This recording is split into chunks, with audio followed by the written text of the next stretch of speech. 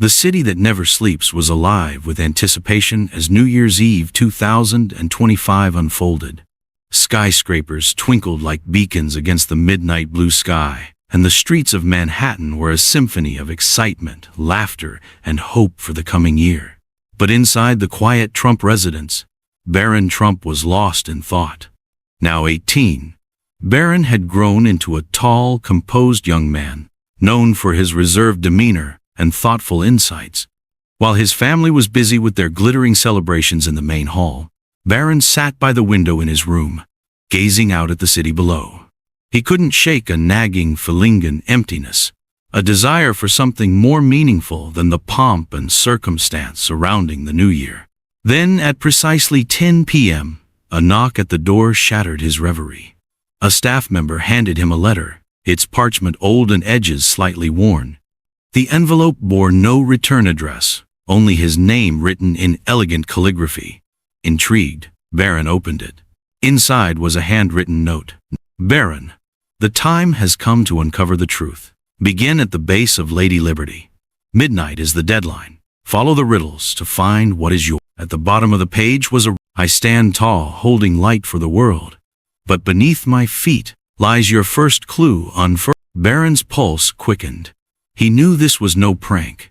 Whoever sent this message had gone to great lengths to deliver. Driven by a mix of curiosity and urgency, he grabbed his coat and quietly slipped out of the residence. The streets were buzzing as Barron made his way to the Staten Island ferry, which would take him to Liberty Island. The ferry ride was cold and quiet, save for the distant hum of the city's celebration. As he approached the Statue of Liberty, the answer to the riddle became clear. At the base of the statue, he found a small box hidden behind a plaque. Inside was a key and another. Go where time stands still and faces of stone whisper wisdom. There, the second clue awaits. The riddle led him to Grand Central Terminal, one of New York's most iconic landmarks.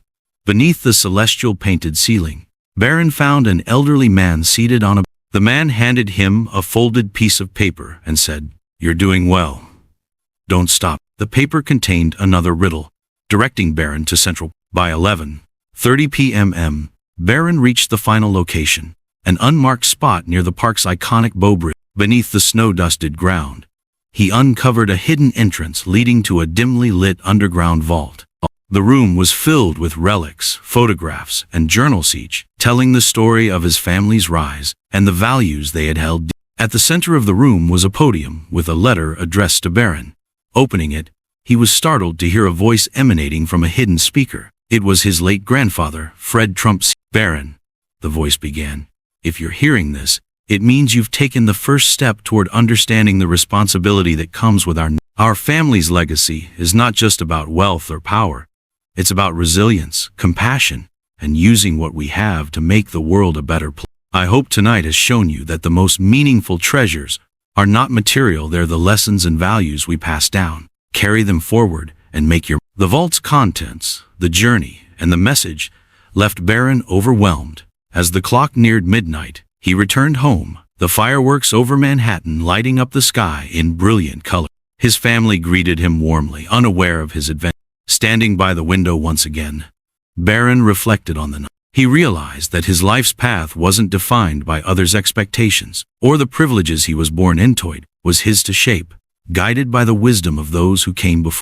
With renewed purpose, Barron resolved to launch a philanthropic initiative in 2025, focusing on education and equal opportunities for underserved communities. As the first moments of the new year unfolded, Barron smiled, knowing that he had uncovered not just a family secret but also a deeper understanding of himself. It was truly a new year to remember a beginning, not an end. Barron spent the first hours of 2025 in quiet contemplation.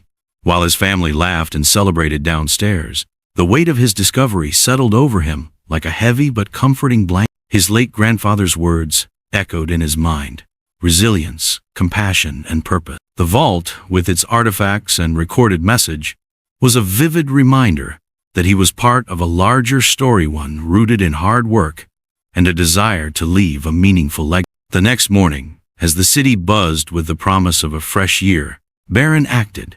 He reached out to a trusted advisor, a family friend who had long been involved in charitable effort. Over coffee in a private corner of a bustling cafe, Barron shared his experience. "I need to do something," Barron said, his voice firm.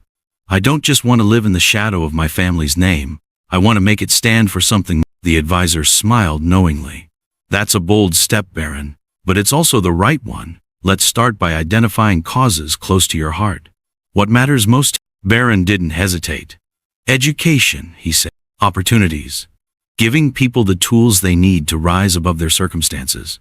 My grandfather talked about resilience, how it's not just about surviving but thriving. I want to help people do." By the end of January, Barron had quietly assembled a small but passionate team to launch his first initiative, the Resilience. Its mission was simple but ambitious: to provide scholarships, mentorship programs, and access to resources for students from underserved communities. The fund would also invest in after-school programs that nurtured creativity and critical thinking qualities Barron believed were vital for future success. While the project was in its early stages, news of Barron's midnight adventure and subsequent actions had already captured the public's imagination. The viral footage from the New Year's Eve flight incident, combined with his family's prominence, had thrust him into an unanticipated spot. Media outlets clamored for interviews, eager to paint him as the next chapter in the Trump family legacy. But Barron approached the attention differently.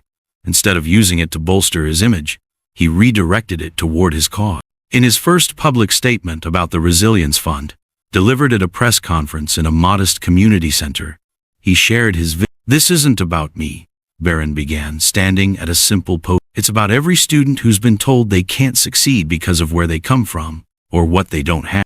It's about showing them that resilience isn't just surviving, it's thriving, and together we can give them the tools to do just." The room erupted in applause, but Barron remained humble. He answered questions thoughtfully, refusing to dwell on his family name or his newfound popularity. Over the following months, Barron's efforts began to bear fruit.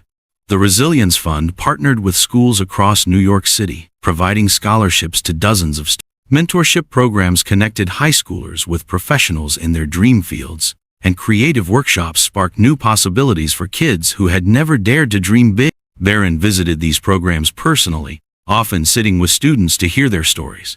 One boy, Carlos, shared how the scholarship allowed him to attend an art school he'd always dreamed. "I want to be a filmmaker," Carlos said, his eyes lighting up. "And now I can actually see that happen." Hearing stories like Carlos's filled Barron with purpose. It wasn't about the headlines or public praise, it was about moments like this, where he could see the tangible impact of his efforts. By the summer of 2025, the Resilience Fund had expanded beyond New York City. Partnering with organizations in Chicago, Atlanta, and Los Angeles, Barron's initiative was gaining national attention. Donations poured in from individuals inspired by his story, and corporations reached out to collaborate. But Barron remained grounded. His grandfather's words guided him at every step, reminding him that this was about service, not self-promotion. He rejected grandiose galas in favor of intimate fundraisers, and stayed focused on meeting the people his programs were helping.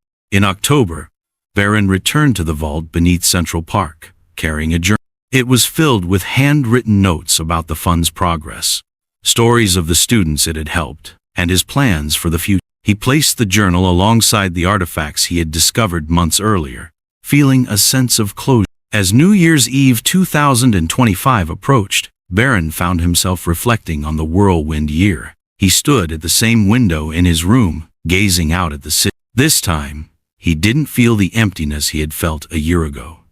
Instead, he felt a quiet pride note in his achievements, but in the lives he had touched. At midnight, as the fireworks lit up the sky once more, Barron made a silent promise. He would continue his journey, not just for his family's legacy but for his. He would strive to create a world where resilience wasn't just a necessity, but a celebrated virtue, a New Year's resolution that would guide him for years to come. And in the quiet of that moment, Barron knew he had found his purpose. As the calendar turned to 2026, Barron Trump's work with the Resilience Fund continued to evolve. The initiative had begun as a simple idea spurred by a midnight quest. But now, it had grown into a movement that was touching lives across the country. Yet, Barron knew there was more to be done. The months following New Year's Eve were marked by relentless effort. Barron expanded his focus, launching a new campaign to bridge the digital divide. He had learned, through countless conversations with students and teachers, that access to technology was a critical barrier for many families. "We live in a world where knowledge is at our fingertips," Barron said at a launch event for the campaign. "But for too many people, those fingertips never touch a keyboard or a screen. If we want to build resilience, we have to give everyone the tools to succeed in a digital age." The campaign, titled Connect, Empower, provided laptops, internet access, and training to underserved schools and communities. Barron's hands-on approach remained the same. He visited classrooms where kids were receiving laptops for the first time, their faces lighting up as they explored endless possibilities. One teacher, Ms. Reynolds, tearfully thanked him during a school visit in Detroit.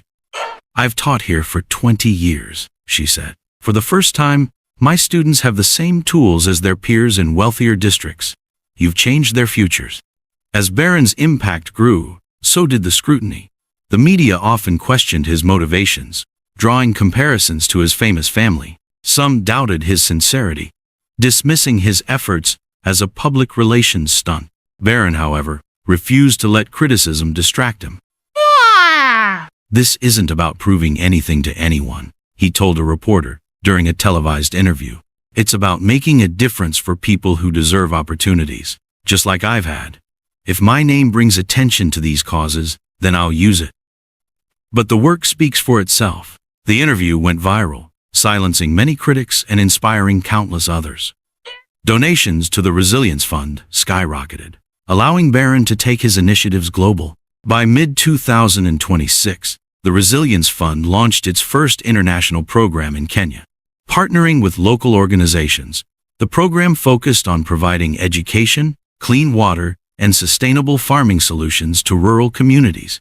Barron traveled to the village of Machakos to inaugurate the program, spending days meeting families and listening to their needs. During a community gathering, a young girl named Amina approached him with a shy smile. She handed him a bracelet made of colorful beads. "You," she said in halting English. "You help us. We thank you." The gesture moved Barron deeply. It reminded him that the impact of his work wasn't measured in numbers or media attention, but in the lives he touched. Back home, Barron's work was starting to inspire others in his generation. Young influencers, activists, and entrepreneurs reached out, eager to collaborate or learn from him. Barron began hosting youth leadership summits, where he shared his story and encouraged others to find their own paths to making a difference. At one such summit, a young attendee asked him, "What made you start this?" Barron paused, the memory of that fateful New Year's Eve flashing in his mind. "I received a letter," he said with a "It was a challenger riddle that led me to discover not just a family legacy, but a sense of purpose. And I think all of us have that moment, that spark. We just have to be open." By the end of 2026, the Resilience Fund had become one of the most recognized charitable organizations in the world. Its success was celebrated at an event in New York City, held beneath the stars in Central Park, the same place where Barron's midnight journey had begun nearly 2 years earlier. As Barron took the stage, the crowd erupted in applause. Among them were students who had received scholarships, families who had benefited from Connect, Empower, and international partners who had worked alongside. "I stand here tonight, not because of what I've done," Barron began, his voice steady and heartfelt, "but because of what we've done together." This journey started with a challenge, but it grew into a movement. It's proof that when we come together, we can build resilience not just in ourselves, but in the world around. The audience rose to their feet, the applause carrying through the park and into the... That night, Barron returned to the vault beneath Central. He carried with him another journal, this one documenting the fund's milestones, stories of the people it had helped, and his hopes for the future. Placing the journal beside the first, he stood in the quiet space, surrounded by his family's legacy. This time, however, he didn't feel the pressure of living up. Instead, he felt the pride of contributing to it in his own way. As he walked back toward the city lights, Barron smiled. The journey wasn't over, it never would, but for the first time, he felt truly at peace, knowing he had stepped into a future shaped not by expectations, but by purpose. And with every step, He carried the wisdom of his past, the lessons of resilience, and the hope of building something even greater in the years to come.